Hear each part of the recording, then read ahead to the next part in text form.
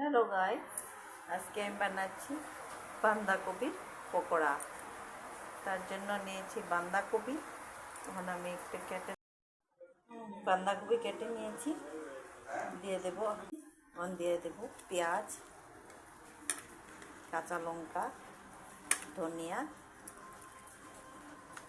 অল্প লবণ আর একটু হলদি গুঁড়া।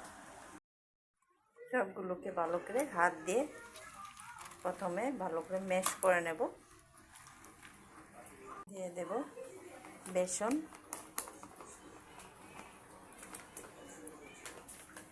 এখন অল্প দেব জল, তারপর মেখে নেব ভালো করে। তেল গরম হয়ে গেছে, এখন দিয়ে দেব পকোড়াগুলি।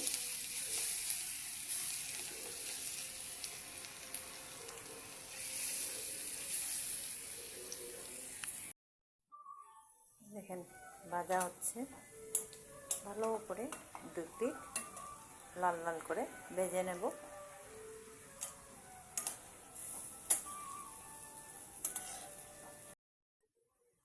দেখেন সুন্দর লাল হয়ে গেছে। সবগুলিকে নামিয়ে নেব। এরকম করে সবগুলি ভাজা করে নামিয়ে নিয়েছি। বাঁধাকপির পকোড়া, এরকমভাবে বাঁধাকপি দিয়ে পকোড়া বানিয়ে খেয়ে দেখবেন, খুব স্বাদ। ঠান্ডার দিনে চার সাথে খেতে খুব ভালো লাগলে লাইক শেয়ার ফলোটা করে দেবেন প্লিজ।